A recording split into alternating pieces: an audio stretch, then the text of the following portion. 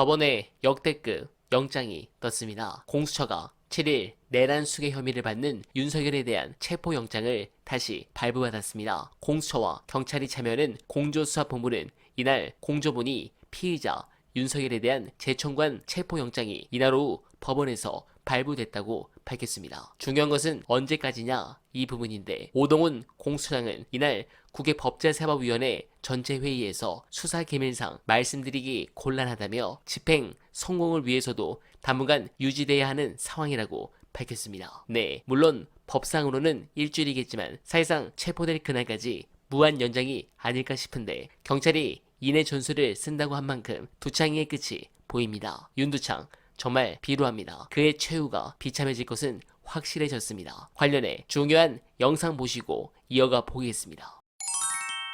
국방부 같은 경우도 지난번하고 같은 입장이다. 그 지난번에도 추가 병력 투입이라든지 혹은 거기서 이제 저지 임무 수행 같은 거를 못하게 미리 이제 오더를 했었다라고 하고, 어제 국방부의 이제 전학규 대변인한테 기자들이 질문을 했을 때도 지난번하고 우리는 입장이 같다라고 했기 때문에 적극적으로 거기에 이제 가담하거나 뭐 지시를 내리거나 이제 그럴 가능성은 높아 보이지는 않습니다. 근데 이제 여전히 국방부 같은 경우는 경호 통제 권한을 갖고 있다고 이제 한 발 빼고 있는 상황이기 때문에 지휘권을 발동을 해서 이제 명령을 내렸을 때 일선 부대의 지휘관들이나 혹은 뭐 장병들 같은 경우에 어떻게 할 것인지 이제 그런 걱정이 좀 있고요. 그리고 뭐 경찰 같은 경우는 경력들 같은 경우는 지원된 사람들이 대부분 제대로 호응을 안 했었기 때문에 이번에도 이제 경찰 쪽의 지원을 경호처가 기대하기는 좀 어려울 거라 그렇게 생각을 하면 아마 초반에 지난번처럼 뭐 벽을 치고 이제 1차, 2차, 3차로 가로막는다고 했을 때 초반 진입 시에 공무집행 방해로 얼마나 이제 끌어낼 것이냐, 이게 뭐 승부를 가르는 어떤 포인트가 되지 않을까. 지난번에는 그 벽을 놔둔 상태로 그냥 지나서, 그러니까 돌파해가지고 지나가는 형식으로 이제 공수처가 판단을 했었는데, 그러는 바람에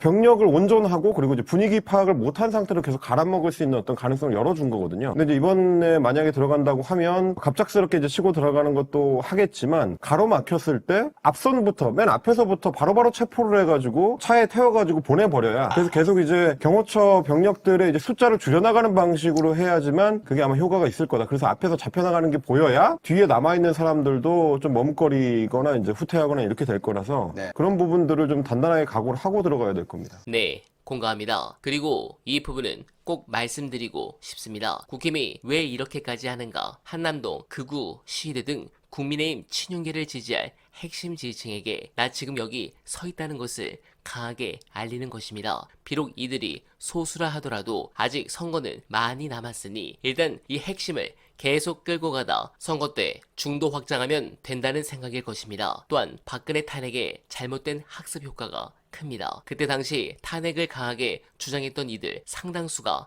당을 떠났거나 있더라도 주변부로 밀렸거나 아니면 전향했습니다. 한때 국민의힘 대선 주자로 보수층에서 압도적 1위를 기록하던 한동훈 전 대표는 당 대표에서 쫓겨남은 물론 보수층 여론조사에서도 이젠 지지세가 거의 다 사라졌습니다. 국민의힘 의원들이 이를 보고 잘못된 학습을 하고 있는 것입니다. 또한 다음 총선을 보는 것도 이유가 됩니다. 더욱이 영남 등 공천 리콜 당선인 지역은 더 말할 것도 없습니다. 그러려면 당의 주류적 흐름에 자신을 자리매김해야 합니다. 이는 전체 국민 여론보다 당의 주도권이 누구에게 있으며 어디로 흘러가는지에 더 관심을 쏟게 만듭니다. 그래서 이렇게 된 것인데, 국힘이 이번 사태로 돌이킬 수 없을 정도로 망가지길 간절하게 바라며, 어나바는 오늘도 최선을 다하겠습니다. 여러분 고맙습니다.